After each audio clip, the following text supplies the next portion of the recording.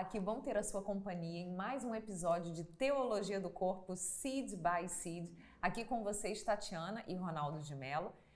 Finalizando, chegando já quase no finalzinho do segundo ciclo de catequeses da Teologia do Corpo de São João Paulo II sobre a redenção do coração. No episódio passado, nós estávamos falando sobre a pureza e hoje vamos nos aprofundar nesse tema, falando um pouquinho sobre a pureza e a sua relação com a santidade e o respeito ao valor do corpo humano. Nós queremos começar trazendo, como a gente está em um momento em que São João Paulo II traz uma reflexão paulina sobre a doutrina paulina, sobre a santidade, o amor, a pureza. A gente quer trazer primeira epístola aos Tessalonicenses, capítulo 4, dos versículos 3 ao 5. Porquanto, esta é a vontade de Deus, a vossa santificação, que vos aparteis da luxúria, que cada qual saiba tratar a própria esposa com santidade e respeito, sem se deixar levar pelas paixões como os gentios que não conhecem a Deus. São Paulo já começa fazendo um convite, e um convite em definitivo, que não deixa margens, que não deixa dúvidas, que não deixa a gente ficar pensando, será que eu posso mais ou menos? Não, não pode mais ou menos. Como ele diz na epístola, na primeira epístola aos Tessalonicenses, Deus quer a nossa santificação. E a nossa santificação começa com o afastamento da luxúria. E aqui dentro da luxúria tem um caminhão de pecados, tem um caminhão de desordens, né?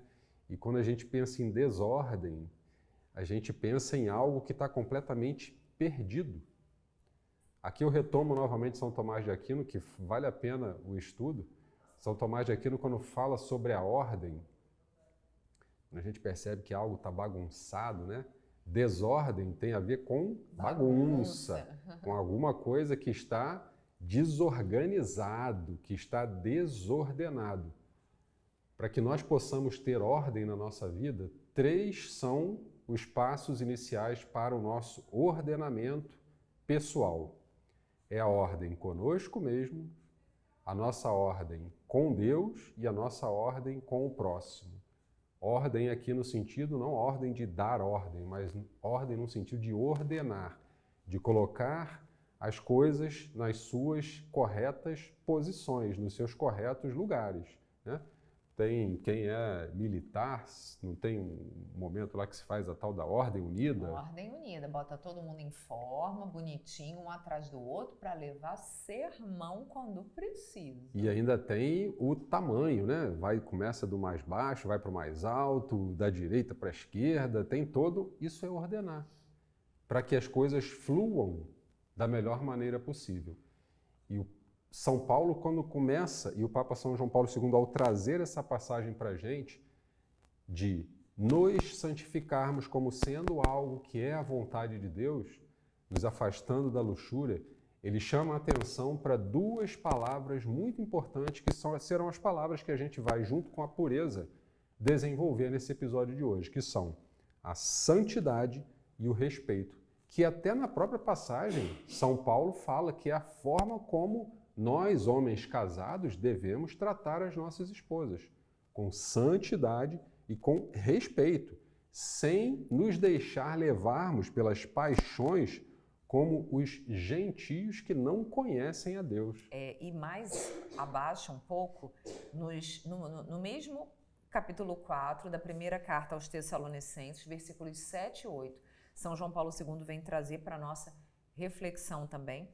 São Paulo nos diz assim: pois Deus não nos chamou para a impureza, mas sim para a santidade. Portanto, quem desprezar estas instruções não despreza um homem, mas o próprio Deus, que vos infundiu o seu Espírito Santo.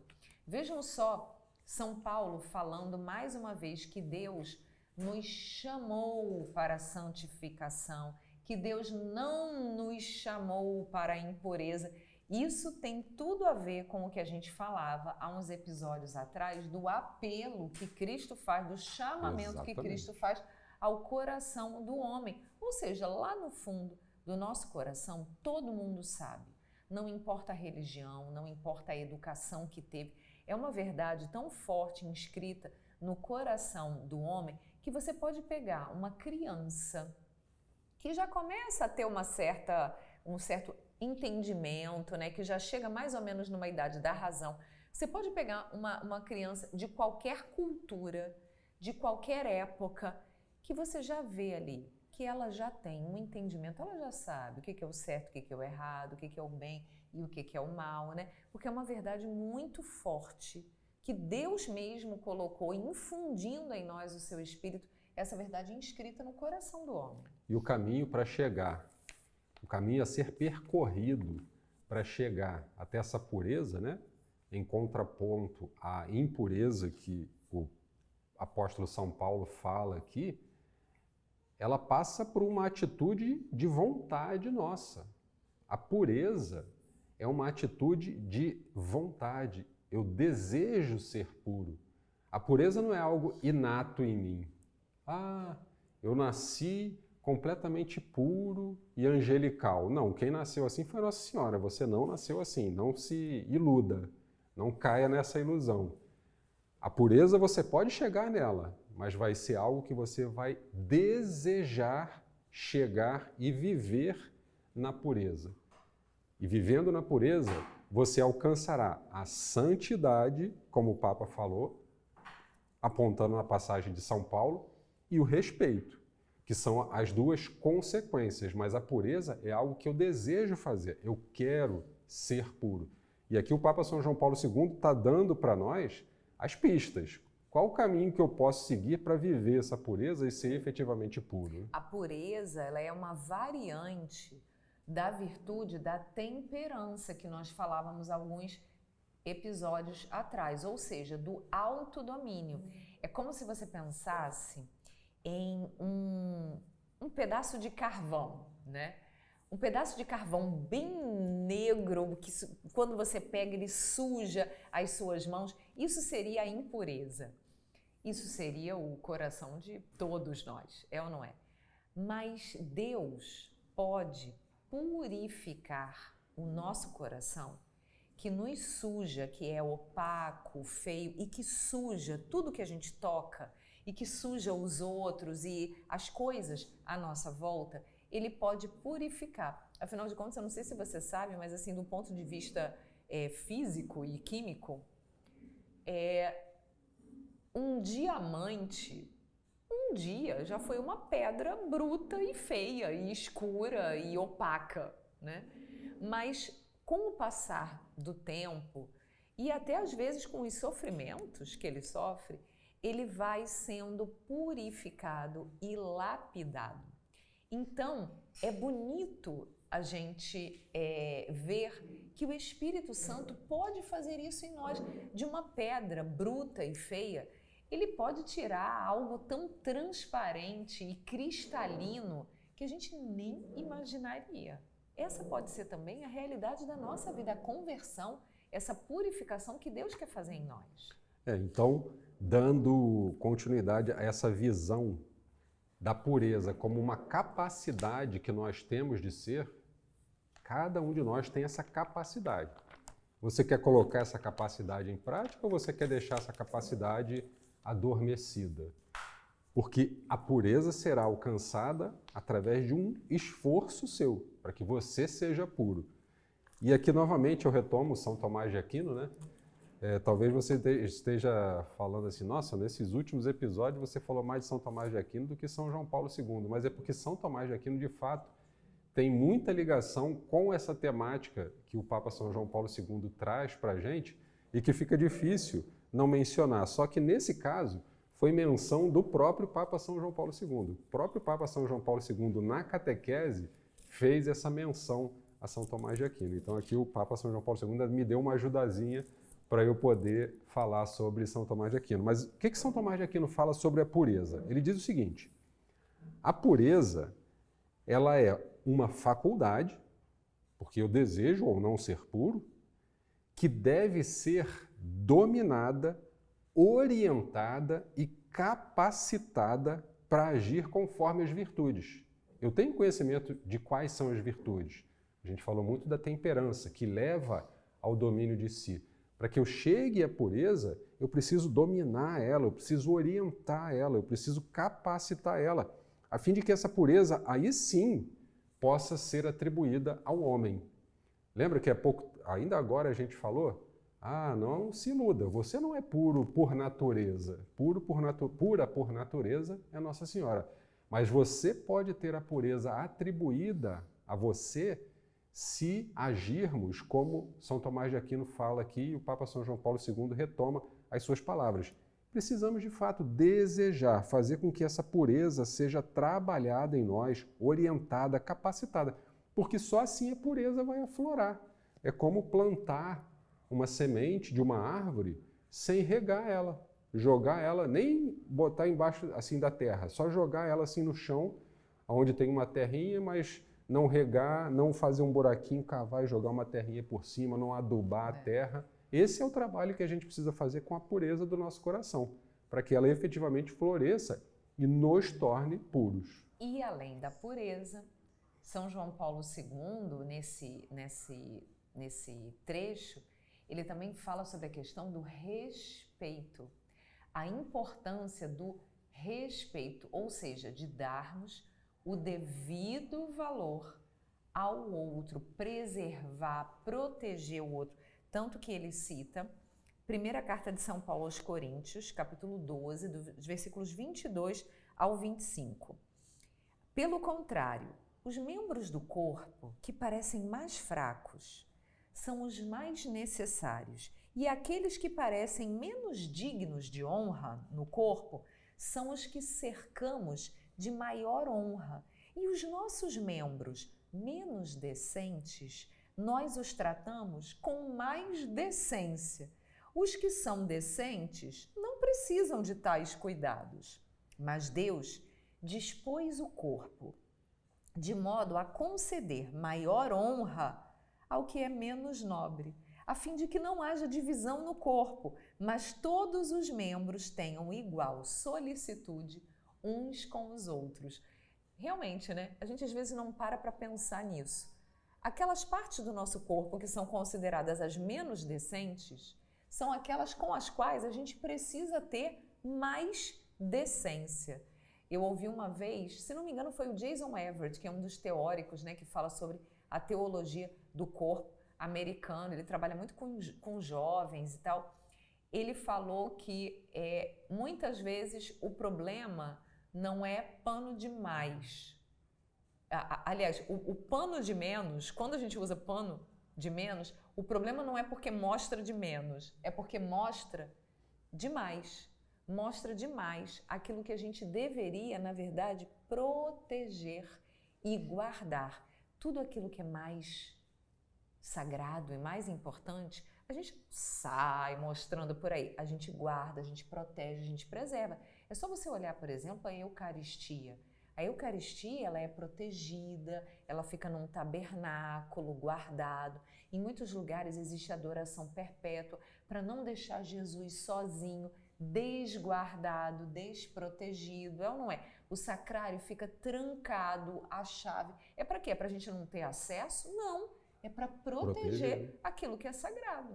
E lembrando que o apóstolo São Paulo, quando ele retoma essa passagem, na verdade ele está fazendo uma grande referência ao que o Papa São João Paulo II fala da sua teologia eclesiológica, né?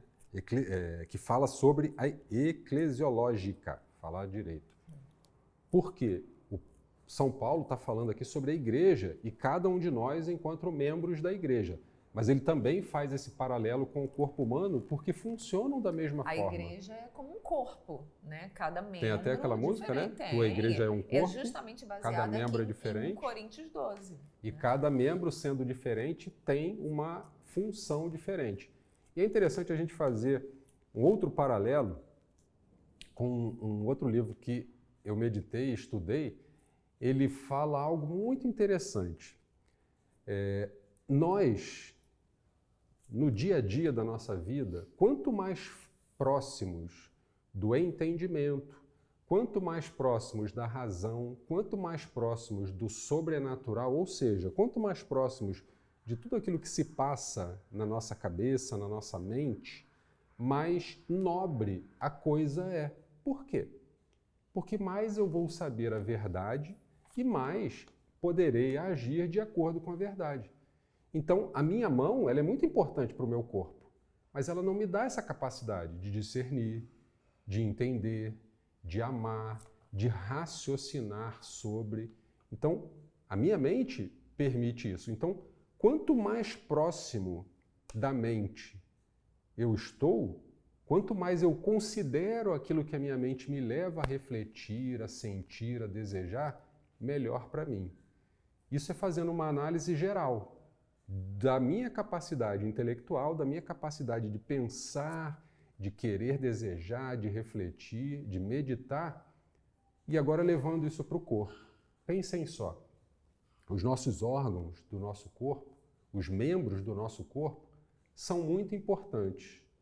Mas quanto mais eles se afastam da nossa mente, da região, da área da nossa cabeça, menos indispensáveis, ou melhor, mais indispensáveis eles serão. Mais dispensáveis. Mais dispensáveis, é. Vocês vão entender no final das contas, a gente vai botar uma tradução aqui, um closed caption aqui embaixo para você entender.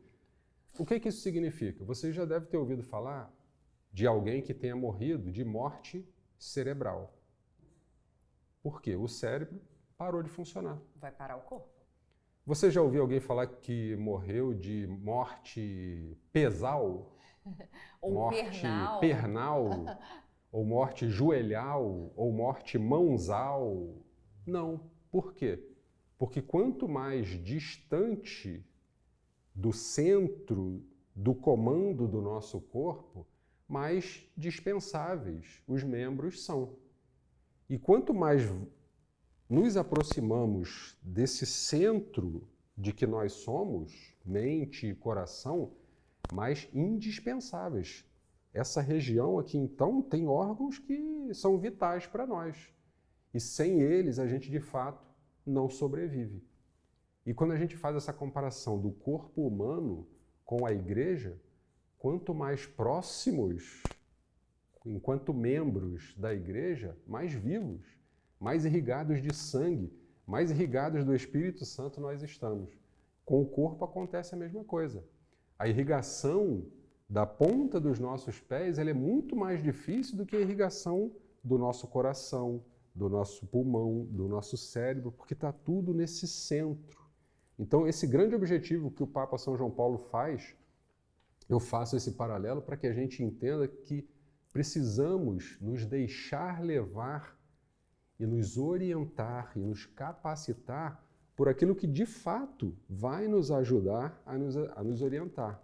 E não com as coisas que são, vamos dizer assim, de um nível mais baixo, que na verdade vão ser levadas por uma ação mais natural, vamos dizer assim, mas uma naturalidade que a gente não vai estar refletindo sobre aquilo que a gente está fazendo. É o domínio da carne, né? São as obras da carne que a gente viu alguns episódios atrás, em lugar de nós deixarmos o Espírito Santo gerar os seus frutos em nós. E nós queremos te convidar a acompanhar, a continuar acompanhando o nosso programa, porque na semana que vem a gente vai trazer para você mais um episódio de Seed by Seed e mais um tópico das catequeses de São João Paulo II com a teologia do corpo.